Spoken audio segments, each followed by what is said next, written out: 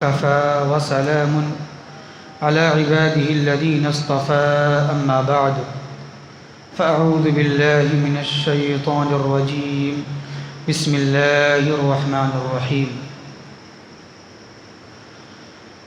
پارہ 22 کی منتخب آیات کریمہ کی تفسیر آپ کے سامنے پیش خدمت کی جا رہی ہے۔ پارے کی شروعات اس طرح ہو رہی ہے: وَمَن يَقْنُتْ مِنْكُنَّ لِلَّهِ وَرَسُولِهِ وَتَعْمَلْ صَالِحًا نُؤْتِهَا أَجْرَهَا مَرَّتَيْنِ وَأَعْتَدْنَا لَهَا رِزْقًا كَرِيمًا۔ اور یہاں خطاب ازواج مطہرات یعنی اللہ کی نبی صلی اللہ علیہ وسلم کی بیویوں سے ہو رہی ہے۔ اللہ یہ فرما رہا ہے کہ تم میں سے جو کوئی شخص، یعنی مراد اللہ کی نبی کی بیوی میں سے کوئی ایک شخص، ازواج مطہرات مخاطب ہیں، تم میں سے جو کوئی شخص اللہ اور اس کے رسول صلی اللہ علیہ وسلم کی فرما برداری کرے گی اور نیک اعمال انجام دے گی تو ہم اس کا اجر ڈبل دیں گے اور ہم ان لوگوں کے لیے اچھی روزی کا انتظام کر دیا ہے۔ خطاب کس سے ہو رہا ہے؟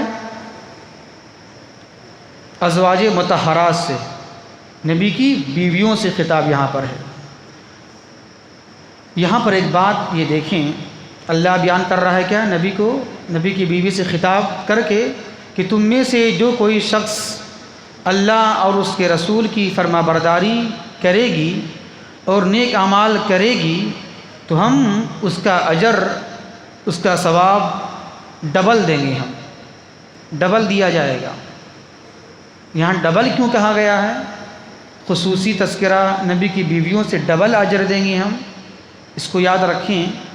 جس کا مقام جتنا زیادہ اونچا ہوتا ہے، بلند ہوتا ہے، اس کو اجر ثواب زیادہ ہی ملتا ہے، چونکہ نبی کی بیوی یا بیویاں عام عورتوں کی طرح نہیں ہیں، عام خواتین کی طرح نہیں ہیں۔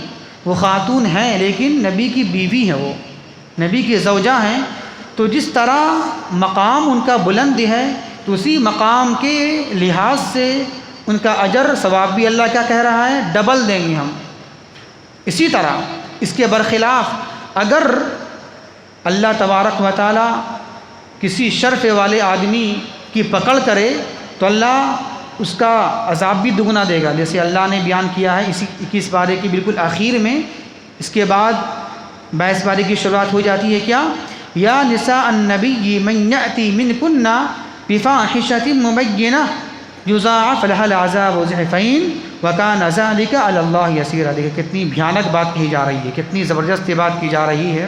اے نبی کی بیویاں، تم میں سے جو کوئی شخص فحاشی کام کریں گی، برے کام کریں گی، غلط کام کریں گی تو سن لو، یضاعف لها العذاب ضعفین، تو اللہ تبارک و تعالیٰ تمہیں ڈبل عذاب دے گا۔ خطاب کس سے ہے؟ نبی کی بیوی سے ہے۔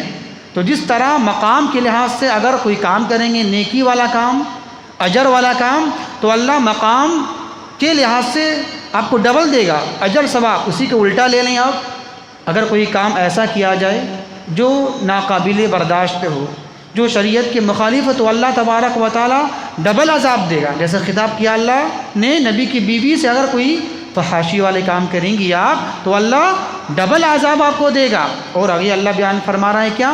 وَكَانَ ذَلِكَ عَلَى اللَّهِ يَسِيرًا، اور یہ کام اللہ پر بالکل آسان ہے، بھاری نہیں ہے۔ کیا مطلب؟ اللہ یہ کہہ کر کیا تاثر دینا چاہ رہا ہے سارے انسان کو کہ اللہ پر یہ کام آسان ہے؟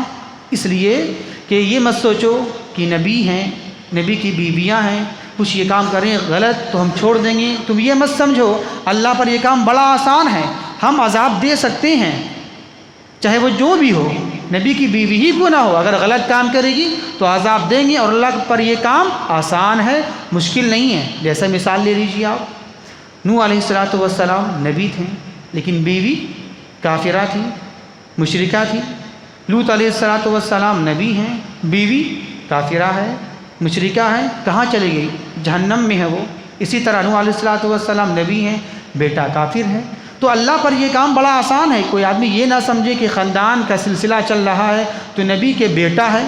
اللہ کو کسی کی پرواہ نہیں ہے، پرواہ صرف ایمان اور عمل کی ہے، چاہے وہ حقیر انسان ہی کیوں نہ ہو، بالکل کالا کھلوٹا ہو، چہرہ اچھا نہ ہو، لیکن اس کے اندر ایمان ہے، عمل ہے، عمل صالح ہے، تو اللہ تبارک و تعالیٰ کی یہاں اس کی قدر ہے، اس کی منزلت ہے۔ آپ دیکھ لیجیے، آپ کون صحابی رسول ہیں؟ بلال رضی اللہ تعالیٰ عنہ۔ کہاں کے ہیں؟ حبشہ کے ہیں، بالکل کالے کلوٹے، شکل بھی اچھی نہیں ہے، لیکن دیکھیں اللہ کے نبی گئے جنت میں تو کیا کہا اللہ کے نبی نے؟ اے بلال، تم کون سا ایسا عمل کرتے ہو کہ میں نے اپنی آگے جنت میں آپ کے چلنے کی آہٹ کو سنا ہے۔ دیکھ لیں، غلام ہے، شکل اچھی نہیں ہے، لیکن ایمان ہے، عمل ہے، عمل صالح ہے، تو اللہ تبارک و تعالیٰ کی قدر کس چیز کی ہے؟ شکل، صورت، نسب، حسب، خاندان اس کی نہیں ہے، کچھ بھی نہیں، بلکہ ایمان اور عمل صالح کی اللہ کی یہاں مقام ہے اور فضیلت ہے۔ کوئی آدمی یہ نہ سوچے ہم تو اس اتنی بڑے خاندان کے ہم ماننے والے ہیں، نہیں، خاندان اللہ کے یہاں کچھ بھی فائدہ دینے والا نہیں ہے۔ اس کے بعد اللہ تبارک و تعالی دوسرے صفحے کے اندر بیان فرما رہا ہے، وَمَا كَانَ لِمُؤْمِنٍ وَلَا مُؤْمِنَةٍ إِذَا قَضَى اللَّهُ وَرَسُولُهُ أَمْرًا، کہ کسی مومن کے لیے اور نہ کسی مومنہ عورت کے لیے یہ جائز نہیں ہے، یہ زیبا نہیں ہے کہ وہ جب اللہ اور اس کے رسول صلی اللہ علیہ وسلم کسی بھی معاملے میں فیصلہ کر دیں تو اس کے بعد بھی اسے اختیار باقی رہے۔ جب اللہ کے رسول فیصلہ کر دیں یا اللہ فیصلہ کر دے کسی چیز کے تعلق سے کام ہے تو ہے، اب اس کے آگے اپنی رائے پیش کرنا، اپنے ذہن کو لگانا، تو اللہ بیان کرتا ہے کسی کا اختیار نہیں چلے گا۔ جب اللہ کے رسول فیصلہ کر دیں گے اب کسی کے اختیار چلنے والے نہیں ہیں، لیکن جو شخص اس کے برخلاف کرے گا، اللہ کے رسول نے فیصلہ کر دیا، اللہ نے فیصلہ سنا دیا نبی کے ذریعے سے، وَمَن يَعْصِ اللَّهَ وَرَسُولَهُ، جو شخص رسول اور اللہ کی مخالفت کرے گا، نافرمانی کرے گا، تو فقد ضل ضلالا مبینا، وہ دور کی گمراہی میں، کھلا گمراہی میں مبتلا ہو گیا۔ یہ آیت کریمہ کا پس منظر کیا ہے، شان نزول کیا ہے؟ یہ اس وقت نازل ہو رہی ہے قرآن کی آیت، دیکھیں آپ، حضرت زید بن حارثہ رضی اللہ تعالی عنہ، یہ عرب کے تھے اور عربی تھے، لیکن بچپن میں ان کو کسی نے زبردستی غلام بنا کر بیچ دیا، زور زبردستی ہیں آزاد، لیکن بچپن میں کیا کیا؟ چھوٹے بچے تھے، کسی نے اٹھا لیا، اٹھا کے جا کر بیچ دیا، اور بیچنے والے نے کہاں دے دیا؟ خدیجہ رضی اللہ تعالی عنہا کے ہاتھوں بیچ دیا، غلام بنا دیا، تو وہ غلام بن کر رہیں، خدیجہ رضی اللہ تعالی عنہ کی ملکیت نے اس کے انڈر میں۔ لیکن جب خدیجہ رضی اللہ تعالی عنہ نے جناب محمد الرسول اللہ صلی اللہ علیہ وسلم سے نکاح کر لیے، شادی ہو گئی، تو خدیجہ رضی اللہ تعالی عنہ نے اس زید بن حارثہ رضی اللہ تعالی عنہ کو اللہ کی نبی کی خدمت میں غلام دے دیا بطور ہبہ، بطور عطیہ، تحفہ کے طور پر کہ لیجیے اے نبی کریم صلی اللہ علیہ وسلم، اس سے آپ کام لیجیے آپ۔ لیکن اللہ کے نبی تھے وہ رحمان، اس کے اندر میں رحمت کوٹی بھری ہوئی تھی، تو اللہ کے نبی صلی اللہ علیہ وسلم نے لے تو لیا، لیکن وہ آزاد کر دیا، پھر آزاد کر دیا، اور آزاد کر لینے کے بعد اسی صحابی رسول زید بن حارثہ رضی اللہ تعالیٰ عنہ کو اپنا منہ بولا بیٹا بنا لیا، یعنی لے پالک بیٹا جس کو بولا جاتا ہے، لے پالک بیٹا، منہ بولا بیٹا بنا لیا۔ اس کا معنی کیا ہے؟ تبنا بیٹا، یعنی کہ متبنا جس کو بولتے ہیں عربی میں، متبنا، منہ سے بولنے والا بیٹا جس کو بول دیا جاتا ہے، لے پالک بیٹا بنا لیا۔ پھر اس کے بعد کچھ دن وہ رہیں، اللہ کے نبی کے پاس میں رہیں، خدمت کیا کرتے تھے وہ۔ تو اللہ کے نبی صلی اللہ علیہ وسلم نے ایک بار ایسا ہوا، کیونکہ یہ غلام تھے، اکیلے تھے، بڑے ہو گئے تھے، جوان ہو گئے تھے، تو اللہ کے نبی صلی اللہ علیہ وسلم نے اپنی پھپھیری بہن زینب رضی اللہ تعالیٰ عنہ کی جانب ان کا پیغام بھیجا۔ نکاح کا پیغام کہاں بھیج رہے ہیں؟ زینب رضی اللہ تعالیٰ عنہ کے پاس، جو ان کی پھپھیری بہن تھی۔ پیغام نکاح گیا وہاں، لیکن خود وہ زینب رضی اللہ تعالیٰ عنہ انکار کر دی، اور خود ان کے گھر والے انکار کر دیے۔ کیوں؟ کہ یہ تو غلام ہے، ہم تو اعلیٰ نسب حسب خاندان والے ہیں، میرا نسب تو بڑا اونچا ہے، ہم ذی فضل ہیں، ذی شعار والے ہیں، تو ملاپ نہیں ہو سکتا ہے۔ کہاں چھوٹا خاندان، کہاں زید بن حارثہ جو غلام ہیں، اور میرا تو ایک اونچی شان ہے۔ تو انکار کر دیے کون؟ زینب رضی اللہ تعالیٰ عنہ، کہ نہیں شادی نہیں ہو سکتی ہے۔ اس وقت یہ آیت نازل ہو رہی، اس وقت کہ نہیں، جب اللہ کے رسول فیصلہ کر دیں تو کسی بھی مومن کے لیے جائز نہیں ہے کہ اپنی اختیار پیش کرے نبی کی آگے۔ تو پھر بہرحال یہ ہوا، جب یہ آیت نازل ہوئی تو زینب رضی اللہ تعالیٰ عنہ مان گئی کہ نہیں، آپ کا فیصلہ ہے، قرآن کی آیت آ چکی ہے، ہم نکاح کر لیتے ہیں۔ نکاح یہاں اب ہو گئی۔ دیکھیے، نکاح تو ہو گئی، کچھ یہ سلسلہ چلا، کچھ مہینہ یہ سلسلہ چلتا رہا نکاح ہو جانے کے بعد، لیکن چونکہ زید بن حارثہ رضی اللہ تعالیٰ عنہ غلام ہی تھے، اور ان کی بیوی کون؟ زینب رضی اللہ تعالیٰ عنہ، وہ ایک اعلیٰ اونچا خاندان کی لڑکی تھی، تو چونکہ دونوں میں بنتی نہیں تھی، ایک غلام تھے اور ایک بڑے خاندان والی تھی، تو انبن ہوتی رہتی تھی، کبھی کبھی چھوٹی چھوٹی بات میں بحث ہو جانا، تکرار ہو جانا، تو یہ ایسا ہوتے رہتا تھا۔ تو زید بن حارثہ رضی اللہ تعالیٰ عنہ نے اللہ کے نبی سے اس کا اظہار بھی کیا کہ دیکھیں، طلاق کی نوبت آ سکتی ہے، بڑا مسئلہ چل رہا ہے، گڈ مڈ بات چل رہی ہے، آپس میں بحث تکرار ہو جاتی ہے، کیوں؟ اسی بنا پر ایک غلام ہے اور ایک اعلیٰ نسب والی ہے، تو اسی بنا پر ایسا ہوتا تھا۔ تو اللہ کے نبی سے اس کا اظہار بھی کر دیے، تو کہا کہ نہیں، ایسا کرو، ایسا مت کرو، اسے تم نبھائے رکھو، اپنے پاس میں بیوی بنا کر رکھو، اسے چھوڑو مت۔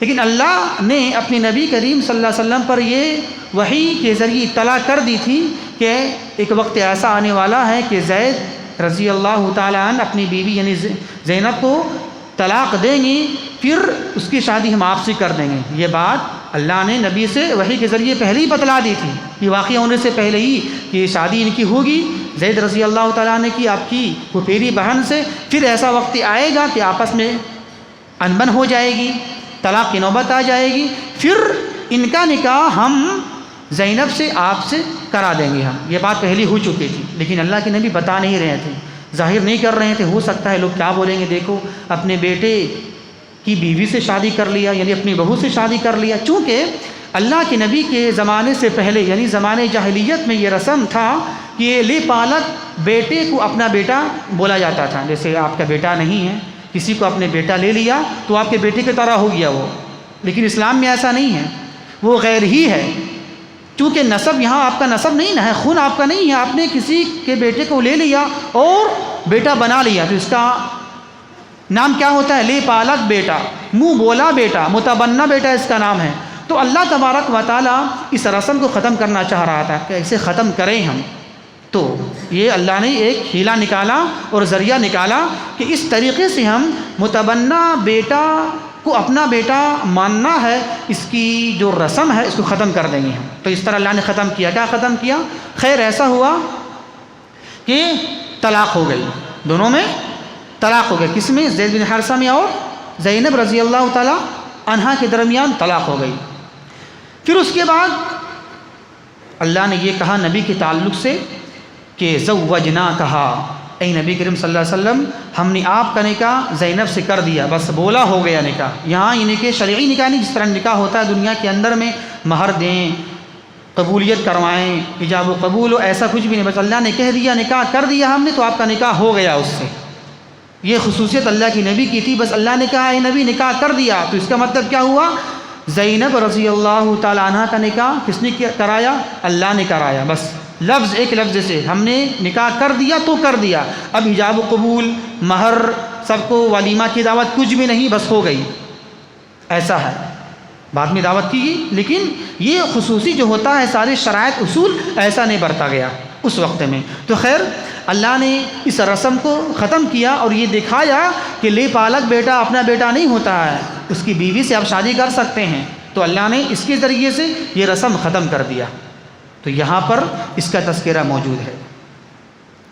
اس کے بعد نیچے اللہ تبارک و تعالی بیان فرما رہا ہے کہ ما کان محمد ابا احد من رجالکم ولکن رسول اللہ وخاتم النبیین وکان اللہ بکل شیء علیما، کہ محمد صلی اللہ علیہ وسلم تم میں سے کسی مرد کے باپ نہیں ہیں۔ کیا مطلب؟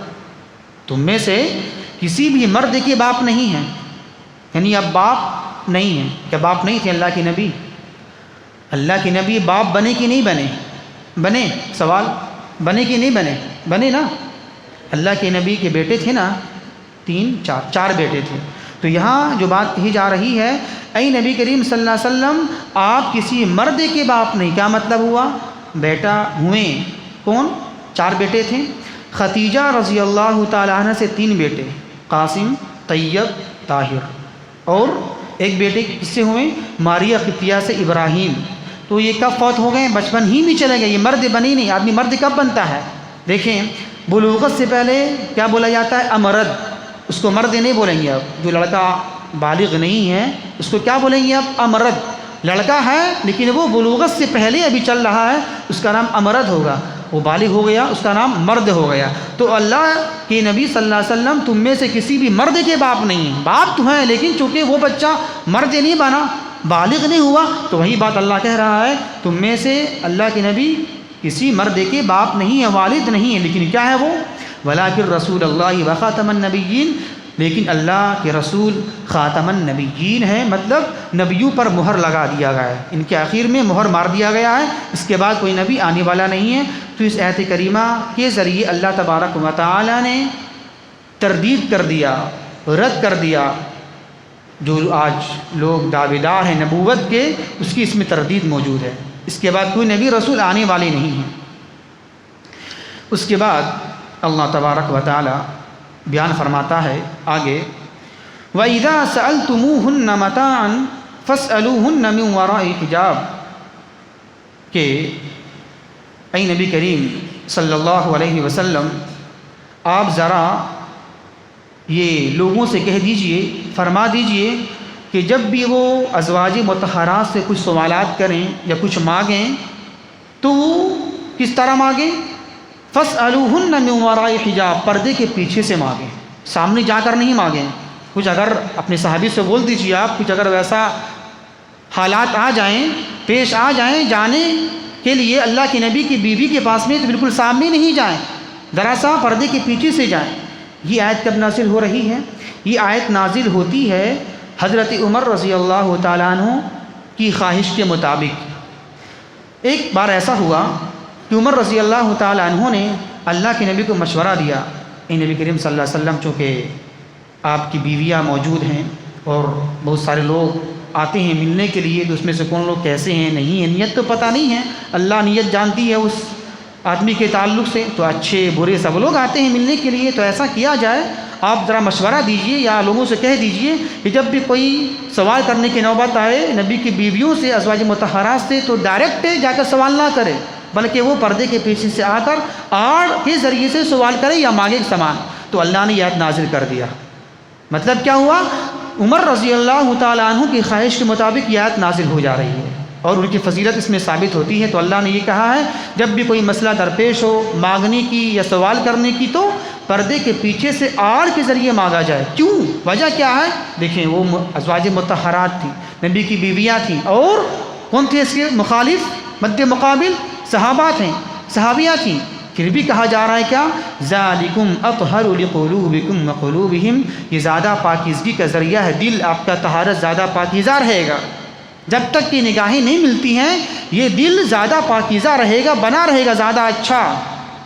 یہ دل کی پاکیزگی کا ذریعہ ہے کہ آدمی پردے کے پیچھے سے آڑ سے کوئی چیز کا سوال کرے یا طلب کرے۔ اس کے بعد اللہ تبارک و تعالی جناب محمد رسول اللہ صلی اللہ علیہ وسلم کی فضیلت، ان کا مقام کو آگے اللہ بیان فرماتا ہے کیا؟ ان اللہ وملائکتہ یصلون علی النبی یا ایھا الذین آمنوا صلوا علیہ وسلموا تسلیما۔ ایک جماعت ہے، ایک فرقہ ہے جس کی رٹ، جس کا کلمہ، جس کا گردان 24 گھنٹہ یہی ہے۔ ایک جماعت ایسی ہے، پہلے بھی تھی ابھی بھی ہے، جس کی رٹ، جس کی گردان 24 گھنٹہ بس یہی آیت کریمہ ہے، جہاں جاؤ یہی پیش کریں گے، ان اللہ و ملائکتہ یصلون علی النبی یا ایھا الذین آمنوا صلوا علیہ وسلموا تسلیما۔ جاؤ، ہر جگہ، ہر مجلس، ہر درس، کچھ اور ہے ہی نہیں اس کے علاوہ۔ عقیدہ، نظریہ، اللہ کی نبی کی عظمت، اللہ کی نبی کی حدیث کی عظمت، کیا کچھ بھی نہیں، بس یہی موضوع بیان کریں گے وہ۔ آئیے ذرا اس کو بھی دیکھ لیتے ہیں ہم۔ واقعی میں چونکہ وہ کیوں ایسا کرتے ہیں، وہ کیوں؟ اس لیے وہ اپنے آپ کو دکھانا چاہتے ہیں کہ ہم سب سے زیادہ نبی سے محبت کرنے والے ہیں، آپ لوگ نہیں ہیں۔ آپ کہاں نبی کی شان کو بیان کرتے ہیں؟ کہاں؟ ہم زیادہ نبی کو چاہنے والے ہیں نا، چونکہ ہم بیان کر رہے ہیں یہ نہیں، ایسی بات نہیں ہے، بلکہ یہ سن لیا جائے اللہ فضیلت کو بیان کر رہا ہے کیا، کہ بے شک اللہ تبارک و تعالیٰ اور اس کے فرشتے صلات بھیجتے ہیں اللہ کے نبی پر، تو اے مومنو تم بھی صلات بھیجو اور سلام بھیجو جناب محمد رسول اللہ صلی اللہ علیہ وسلم پر۔ دیکھیں صلات کا معنی کیا ہوتا ہے؟ بہت سارے معنی ہیں، صلات کے بہت سارے معنی ہوتے ہیں۔ صلات کے معنی ایک دعا بھی ہوتے ہیں، دعا۔ صلات کا معنی نماز بھی ہوتی ہے، جو نماز پڑھتے ہیں ہم، مختلف معنی ہے صلات کی، لیکن یہاں معنی کیا ہے؟ جب صلات کی نسبت ہو اللہ کی جانب، دیکھیں یہاں قرآن میں موجود ہے کہ بے شک اللہ تبارک و تعالیٰ اس کے فرشتے صلات پڑھتے ہیں، تو کہا نماز پڑھتے ہیں، نعوذ باللہ، کہ اللہ نماز پڑھتا ہے؟ نماز تو صرف بندوں کے لیے ہے نا، تو صلات کا مطلب یہاں پر کیا ہوگا؟ جب صلات کی نسبت اللہ کی جانب ہو تو اس کا معنی کیا ہوتا ہے؟ اللہ اپنے پیارے محبوب صلی اللہ علیہ وسلم کی تعریف کرتا ہے فرشتوں کے درمیان، یہ معنی ہوگا۔ معنی بدل جائے گا، نسبت کے بدلنے سے معنی بدل جائے گا۔ تو جب نسبت اللہ کی جانب ہو تو معنی کیا ہوگا؟ کہ اللہ تبارک و تعالیٰ اپنے نبی صلی اللہ علیہ وسلم کی تعریف کرتا ہے، کہاں؟ اپنے فرشتوں کے درمیان۔ یہ ایک، یا یہ معنی بھی ہو سکتا ہے کہ اللہ تبارک و تعالیٰ اپنے پیارے محبوب جناب محمد الرسول اللہ صلی اللہ علیہ وسلم پر رحمت کی بارش کو نازل کرتا ہے، یہ معنی ہوگا جب نسبت ہو اللہ کی جانب۔ ایک بات، جب نسبت ہو صلات کی جانب، صلات کی ملائکہ کی طرف، تب کیا معنی ہوگا؟ تب یہ معنی ہوگا کہ فرشتے بھی اللہ کے نبی صلی اللہ علیہ وسلم کے لیے اللہ سے رحمت کی گزارش کرتے ہیں، اللہ سے رحمت کی گزارش کرتے ہیں کہ اللہ رحمت نازل فرما دے اللہ کے نبی پر، محمد رسول اللہ صلی اللہ علیہ وسلم پر۔ یہ اسی طرح جب صلات کی نسبت انسان کی طرف ہو تب یہ کیا معنی ہوگا؟ تب معنی ہوگا رحمت بھیجنا، یعنی ہم اللہ کے نبی پر رحمت بھیج رہے ہیں، اللہ اس پر رحم کرم کی برکھا برسا دے۔ تو یہ تین معنی الگ الگ طریقے سے ہوگا۔ خیر، وسلموا، یہاں پر دو لفظ ہیں، صلو علیہ، صلاۃ و سلام پڑھو اللہ کے نبی پر، تو صلاۃ الگ ہے، سلام الگ ہے۔ جب یہ آیت نازل ہوئی تو صحابہ دوڑے دوڑے آئے اللہ کے نبی کے پاس میں، اللہ کے رسول صلی اللہ علیہ وسلم سلام تو ہم جانتے ہیں، سلام کیسے پڑھیں آپ پر، وہ تو طریقہ مجھے پتہ ہے۔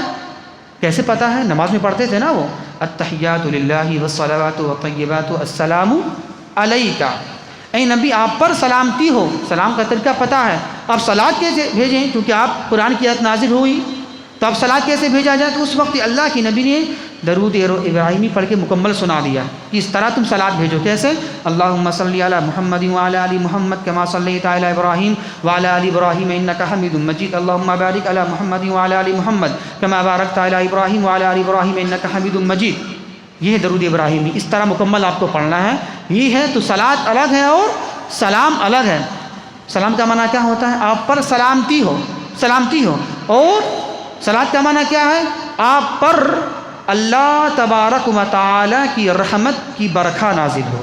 تو فرق دونوں میں ہے، لیکن مختصر میں بہت سارے الفاظ ہیں درود کے، وقت چونکہ ہے نہیں کہ بیان کیا جائے، بہت سارے الفاظ ہیں، تو شارٹ میں ایک یہ بھی الفاظ ہے، جب بھی اللہ کے نبی کا نام آئے تو کیا کہا جائے؟ صلی اللہ علیہ وسلم۔ اور اللہ کے نبی نے ایک حدیث کے اندر بیان فرما دی ہے کہ جو شخص میرا نام آئے، ذکر آئے اور ہم پر صلاۃ و سلام نہ بھیجے، صلاۃ نہ پڑھے، تو یہ سب سے بڑا بخیل ہے، کنجوس ہے۔ تو جب بھی اللہ کے نبی کا نام آئے محمد الرسول اللہ تو کیا بولنا چاہیے؟ صلی اللہ علیہ وسلم۔ اس کی فضیلت کیا ہے؟ اس کے فضیلت پر جناب محمد الرسول اللہ صلی اللہ علیہ وسلم بیان فرماتی ہیں کہ قیامت کے دن سب سے زیادہ میری شفاعت کا حقدار وہ ہوگا شفاعت کا حقدار وہ ہوگا جو سب سے زیادہ ہم پر کثرت سے درود شریف پڑھے گا۔ کل وقت آنے والا جمعہ کے دن خصوصی طور سے اس کا ایک عمل ہے کہ جمعہ کے دن خصوصی طور سے زیادہ درود شریف پڑھا کیا رہیں، اور اللہ کے نبی پر صلاۃ والسلام پڑھیں، آپ صلاۃ پڑھیں۔ آپ خاص جمعہ کا اس کے علاوہ بھی پڑھ سکتے ہیں آپ، لیکن خاص دن جمعہ کا دن خاص ہے، اس میں زیادہ پڑھنا چاہیے۔ کیوں؟ تاکہ ہم اللہ کے نبی کی شفاعت کے حقدار بن جائیں ہم۔ اس کے بعد اللہ تبارک و تعالی سورہ احزاب کے آخر میں ایک بات بیان فرماتا ہے کہ یا ایھا الذین آمنوا لا تکونوا کالذین آذوا موسیٰ فبرأہ اللہ مما قالوا، اے ایمان والو تم ان لوگوں کی طرح نہ ہو جانا کہ جن لوگوں نے موسیٰ علیہ السلام کو تکلیف دی، پریشان کیا، تو اللہ تبارک و تعالیٰ نے ان کی قول سے ان کو بری کر دیا۔ کیا مطلب ہے؟ اس آیت کی تفسیر میں یہ بات مذکور ہے کہ حضرت موسیٰ علیہ السلام بڑے شرم و حیا کے پیکر تھے، بڑے شرمیلے تھے، وہ کبھی بھی کپڑے کو اتارتے نہیں تھے، سب کے سامنے اکیلے اتارتے تھے، لیکن کبھی بھی کسی کے سامنے اپنے کپڑے کو کھولتے نہیں تھے وہ۔ تو ایک لمبا زمانہ گزارا بنی اسرائیل نے ان کے درمیان، تو دیکھا کبھی میں نے ننگا دیکھا نہیں ہے، کبھی ایک جسم کا حصہ انہیں نظر نہیں آیا، کیا وجہ ہے؟ تو لوگوں نے یہ سوچا بنی اسرائیل نے ہو سکتا ہے ان کے جسم میں عیب ہوگا، کچھ خرابی ہوگی تبھی کپڑا نہیں اتارتے ہیں یہ، تبھی وہ کپڑے اپنے کھولتے نہیں ہیں۔ تو یہ بات پھیل گئی سارے لوگوں میں، تو اللہ تبارک و تعالیٰ نے اس طرح ان کی برات کی۔ کس طرح برات کی؟ اس طرح برات کی کہ ایک مرتبہ حضرت موسیٰ علیہ السلام کہیں دریا کے کنارے کہیں نہا رہے تھے، ندی کے کنارے، کپڑے کو اتار کر رکھ دیے سائڈ میں، پتھر پر رکھ دیے کپڑے کو، اور اب غسل کر رہے تھے، نہا رہے تھے۔ تو کیا ہوا؟ غسل کر رہے ہیں، نہا رہے ہیں ادھر، اور آپ کے کپڑے لے کر پتھر بھاگنا شروع کر دیا، دور لے کے چلا گیا، دور۔ جب دیکھا کپڑے میرے پاس نہیں ہیں تو کیا دیکھے کپڑے تو پتھر پر رکھے ہوئے ہیں، اور یہ پتھر تیزی کے ساتھ دوڑ رہا ہے، جا رہا ہے، تو موسیٰ بھی پیچھے پیچھے دوڑنا شروع کر دیے کہ کپڑے کو لینے کے لیے کپڑا حاصل کر لیں اور پہن لیں۔ تو یہ پتھر وہاں تک چلا گیا جہاں بنی اسرائیل لوگ، وہاں کچھ لوگ بیٹھے ہوئے تھے، وہاں ان کی جماعت موجود تھی اور آپس میں بات چیت کر رہے تھے۔ تو جب دیکھا بنی اسرائیل کے لوگوں نے ارے موسیٰ چلے آ رہے ننگے، تو بالکل انہیں یقین ہو گیا کہ نہیں، بالکل یہ تو خوبصورت ہیں، ایک جسم پہ دھبا نہیں، ایک نشان بھی نہیں ہے، یہ تو بڑے بری ہیں، کچھ بھی نہیں ہے اس کے جسم کے اندر میں۔ تو اللہ تبارک و تعالیٰ نے اس طرح معجزاتی طور پر پتھر کے ذریعے اللہ نے ان کی برات کو ثابت کر دیا کہ یہ بری ہیں، ان کے جسم میں داغ دھبا نہیں ہے، بلکہ کپڑے کا اتارنے کا مقصد نہیں، اتارنے کا مقصد کیا ہے؟ شرم و حیا، یہ شرمیلے ہیں، زیادہ ان کے اندر شرم و حیا ہے، اس بنا پر کپڑے کو اتارتے نہیں۔ یہ مطلب نہ سمجھو تم لوگ کہ ان کے اندر کوئی داغ ہے یا کچھ عیب ہے یا کچھ اور چیز ہے، ایسی بات نہیں ہے۔ تو اللہ وہی بات بیان کر رہا ہے یہاں پر، فبرأہ اللہ مما قالوا، تو اللہ تبارک و تعالیٰ نے ان کی قول کی برات ثابت کر دیا کہ یہ بالکل بری ہیں، بالکل صحیح ہیں، صحیح سالم ہیں۔ اور پھر اس کے بعد یہ صورت ختم ہو جاتی ہے۔ یہ کچھ تفسیر ہے 22ویں پارے کی۔ اللہ سے دعا ہے کہ اللہ تبارک و تعالی ہمیں صحیح سمجھ کے توفیق عطا فرمائے۔ وما توفیقی الا باللہ، والسلام علیکم ورحمۃ اللہ وبرکاتہ۔